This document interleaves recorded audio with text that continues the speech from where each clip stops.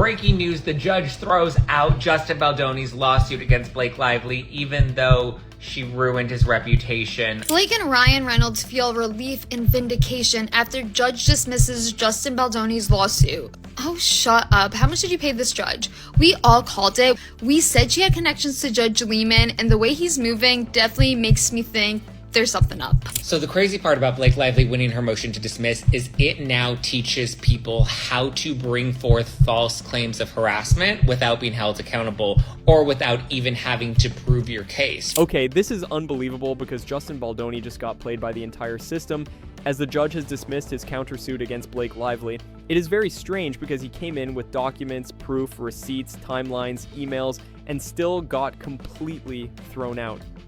This isn't just shocking, it's suspicious.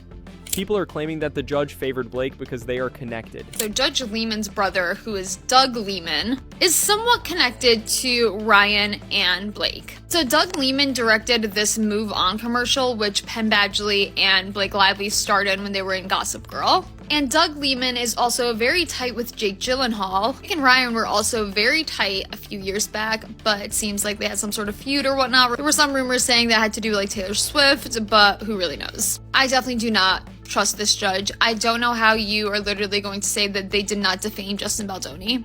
It's so obvious, and it just really makes me so mad. Justin had texts, emails, footage, and even a website filled with screenshots and timelines.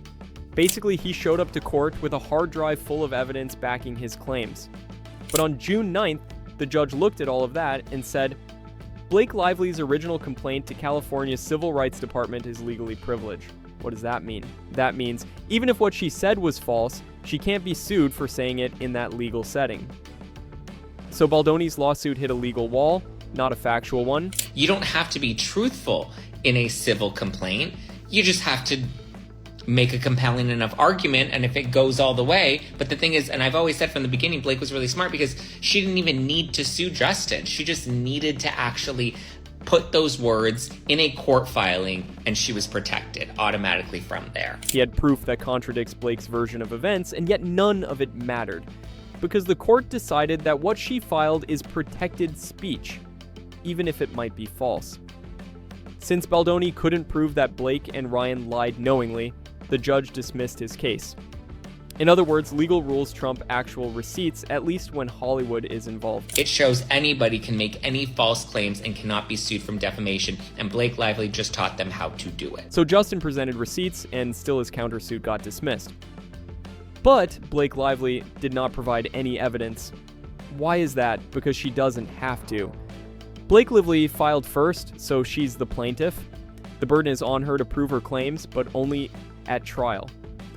Right now, both sides are in the pre-trial motion phase, which is mostly about dismissing claims, protecting reputations, and deciding what's allowed in court. So her side is strategically silent. They're letting the legal system throw out Baldoni's countersuit first, possibly to keep the spotlight on her allegations only. Does this mean she won everything? Not at all. The ruling today does not prove her sexual harassment claims, nor does today's ruling prove her retaliation claims. The judge just said there is no legal standing for defamation, extortion, false light invasion, promissory fraud, all of the things that Baldoni and Wayfarer were suing her husband, her publicist, and the New York Times for. They are now all moot. Justin Baldoni's legal team has been given until June 23rd to refile a revised version of his lawsuit. This time, the claims must be narrower and more specific, limited to issues like breach of contract or wrongful interference with business relationships. Meanwhile, Blake Lively's original lawsuit, the one accusing Baldoni of sexual harassment and retaliation, is still moving forward. That case is scheduled to go to trial in March 2026, where Blake will finally have to present her side of the story under oath and provide evidence to support her claims. After this ruling from the judge, Justin Baldoni and his lawyer have released their statements, and it seems that they are unfazed. That's where we want our win. From day one, where we wanted our win, in addition to getting damages, but where we wanted our win is to show there was no smear campaign and there's no sexual harassment. And she hasn't proved a thing. As a matter of fact, it's just the opposite. Look at the facts. Look at what's been shown. Look at the receipts. Look at the video. What's next for you?